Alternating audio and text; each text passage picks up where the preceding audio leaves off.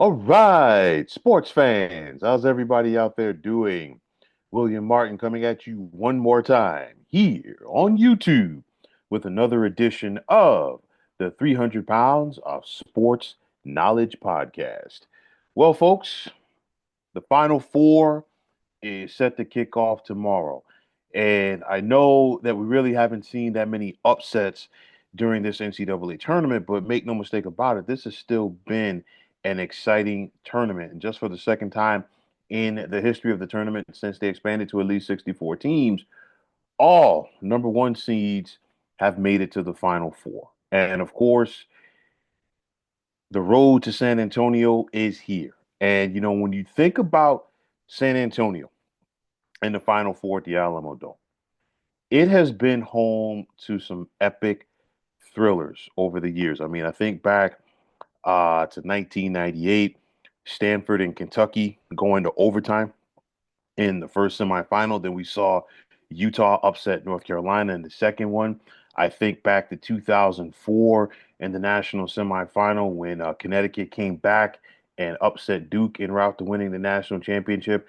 And then, of course, who can forget 2008? And that was the last time that we saw all four number one seeds get to the Final Four. And what an epic national championship game that year between Kansas and Memphis. And of course, it was solidified by that 3-point shot late by one Mario Chalmers. So when it's all said and done, this Final Four is once again the exclusive province of the one seeds, the top four teams heading into this tournament, and which one of them is going to have what it takes to cut down the nets on Monday night. So you look at the national semifinals for tomorrow, and the first one, it's an all SEC affair. And I think it's kind of fitting because the SEC set a record. They sent 14 teams to the NCAA tournament, and now the Southeastern Conference is guaranteed to have a participant in the national championship game. And even though that the SEC got 14 teams into this tournament, this is just the second time so far in this NCAA tournament that we're going to see two of these teams square off. Of course, Kentucky met Tennessee in the Midwest regional semis. So you've got Florida and you've got Auburn. Okay. And this is very interesting because you look at Auburn.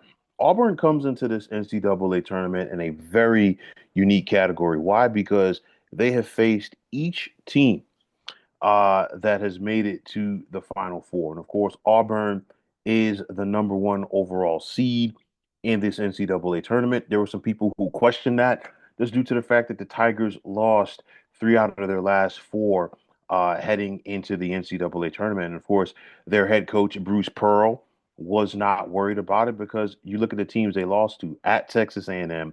They lost by 2 at home to Alabama. Then, of course, they lost by 5 to Tennessee in the SEC semis. With that said, we've seen a different Auburn team here in the NCAA tournament. They beat Creighton by 12 in the second round. They beat a good Michigan team by 13 in the Sweet 16. And then, of course, they got past Michigan State to win the South region. When you think about Auburn, it's coming down to the health of the big fella, Jonhi Broome.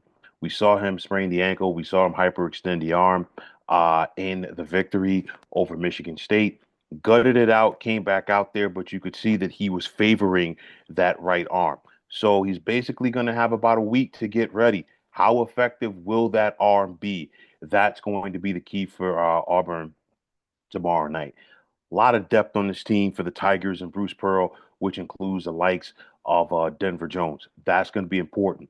Now, the Gators and Tigers did meet during the regular season, and it was Florida who beat Auburn by 9 points. And of course, the Gators came into the NCAA tournament very hot. They won the SEC tournament. They were playing like a team that should have been the one overall seed themselves. They came out of the gate strong against Norfolk State.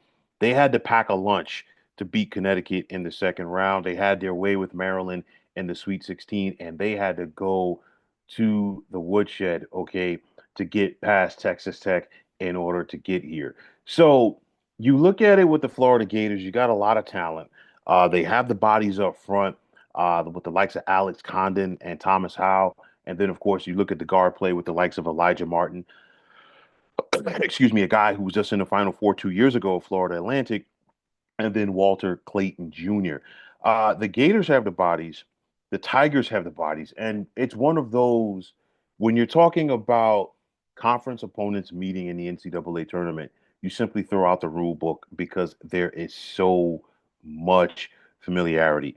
Todd Golden, first time on this big stage, and he's going up against Bruce Pearl, excuse me. Bruce Pearl got Auburn here in 2019, and he's looking to get them to take that next step and get to Monday night.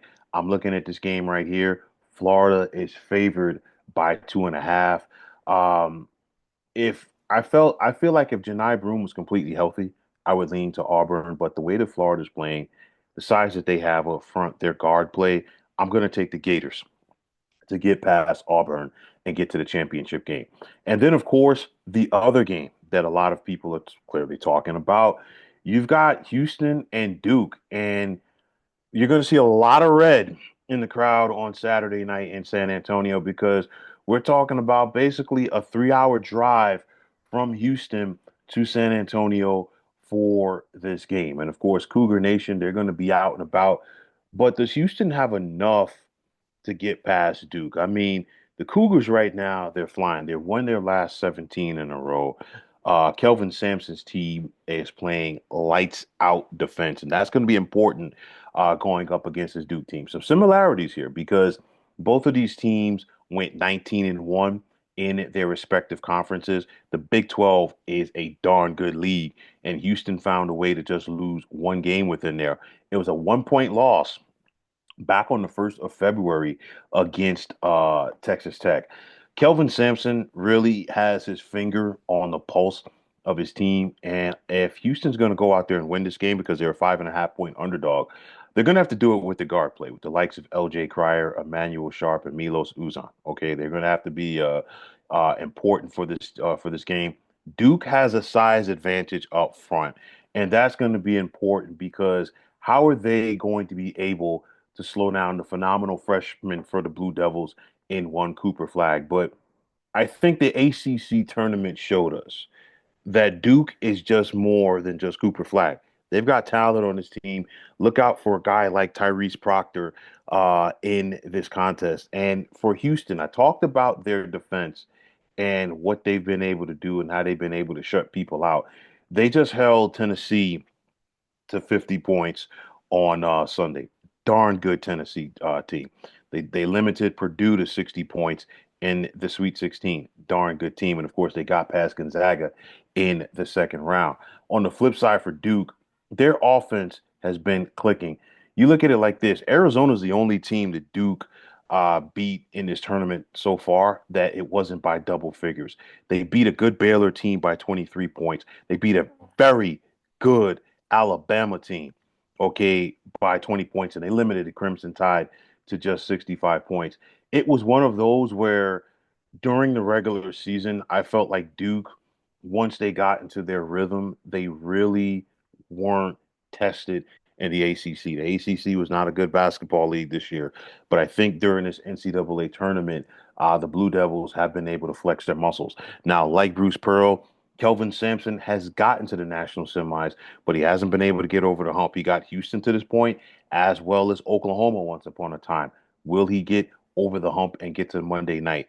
It's going to be an electric atmosphere tomorrow in San Antonio, and Houston is going to have to feed off of that home crowd.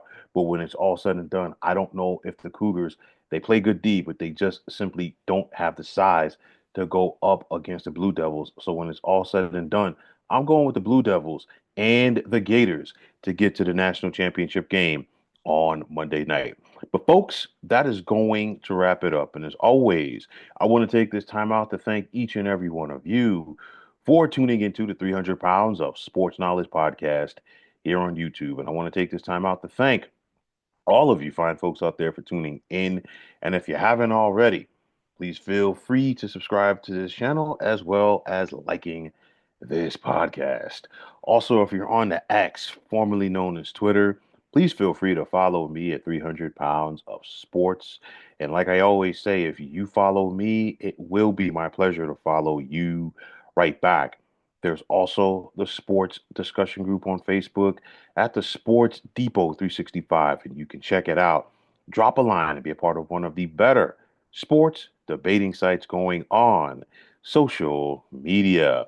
So, once again, fine folks, my name is William Martin, and I am signing off. And I'm saying take care and have yourselves a wonderful day.